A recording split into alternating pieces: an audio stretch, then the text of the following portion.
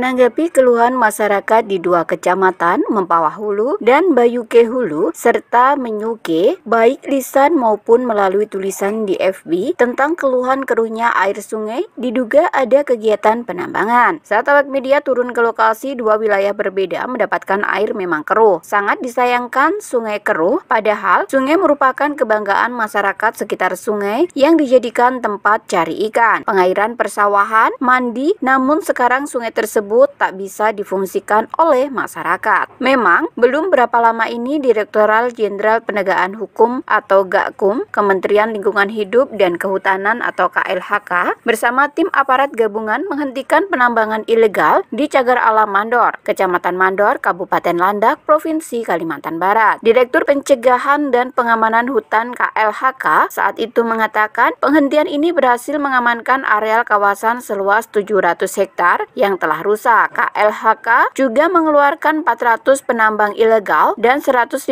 unit mesin dompeng serta membersihkan sarana prasarana lokasi tambang. Penyidik Gakum KLHK saat ini memanggil dan memeriksa para aktor intelektual, pemodal atau cukong tambang ilegal di Cagar Alam Mandor pada hari Rabu 2 September 2020 yang lalu. Seharusnya pelaku tambang ilegal dapat dikenakan pidana berlapis yaitu pasal 89 Junto pasal 17 Undang-Undang Nomor 18 Tahun 2013 tentang pencegahan dan pemberantasan perusakan hutan dengan ancaman pidana penjara paling lama 15 tahun dan denda paling banyak 10 miliar rupiah. Di samping itu juga dapat dikenakan pasal 19 ayat 1 Undang-Undang Nomor 5 Tahun 1990 tentang konservasi sumber daya alam dan ekosistemnya dan pasal 98 Undang-Undang Nomor 32 Tahun 2009 tentang perlindungan dan pengelolaan lingkungan hidup dengan ancaman pidana penjara paling lama 10 tahun dan denda paling banyak 10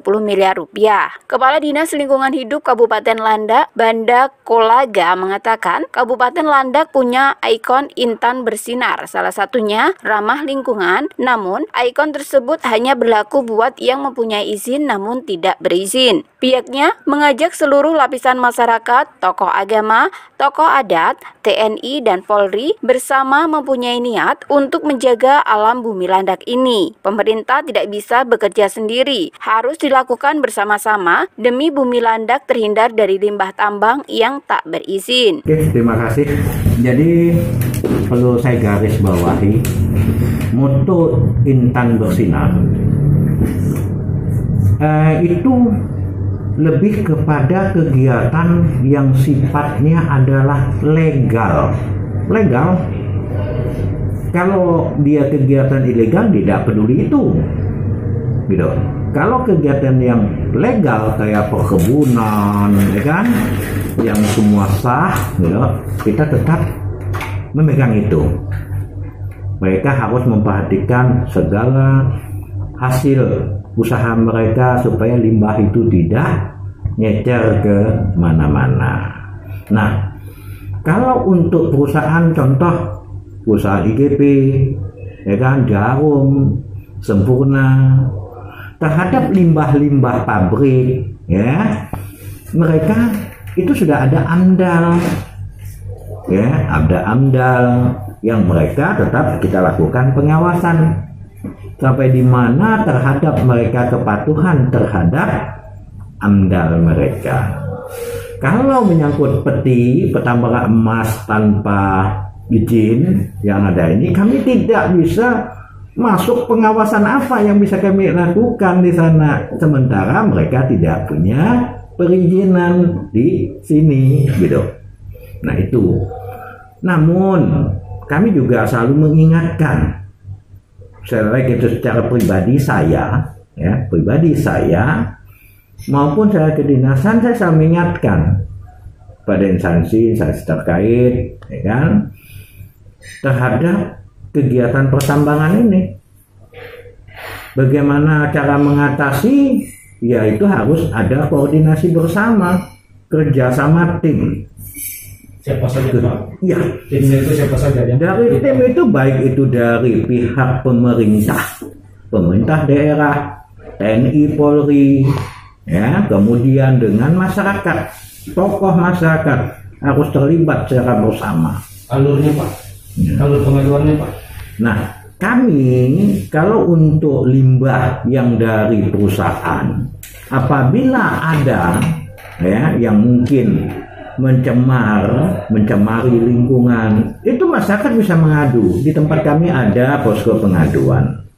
Seperti contoh yang terjadi di daerah Kecamatan Menjalin, kami lakukan. Tapi tolong laporan-laporan itu harus diikuti dengan bukti, ya. Kemudian terjadi di PT Ani terhadap lingkungan, kami berbuat terhadap itu. Terhadap mereka yang tidak punya izin seperti pertambangan, ya kami jelas akan menyampaikan kepada pihak pemerintah, khususnya kalau Ekon di Setda Landa itu ada bidang Ekon yang fungsinya selaku penyambung dari dinas provinsi, dinas pertambangan. Di sana ada bidang Ekon. Jadi contoh sering masuk ke kami, saya selaku staf bupati, begitu ada surat yang sebenarnya bukan di kewenangan saya dengan rapat.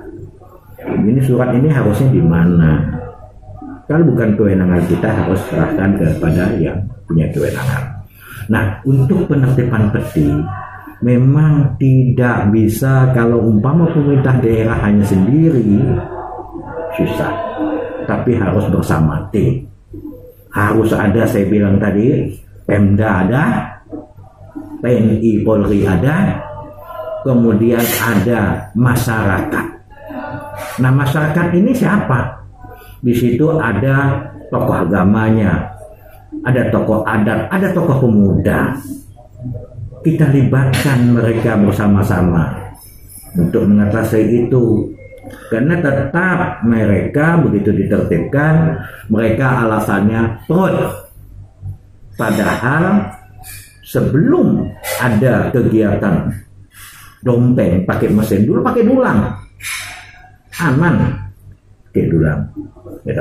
Tapi sekarang udah sistem dompeng, ya inilah yang harus tim buat. Jadi untuk penertiban peti terhadap pertambangan emas tahun 2013-14 itu sudah ada tim pendanaan dari Pemda, kemudian timnya diketuai oleh kepolisian, 2 tim. Dan jadi Pemda mensupport dana, kemudian kepolisian, TNI, masyarakat bersama-sama untuk mengatasi itu. Tolek Trans TV mengabarkan.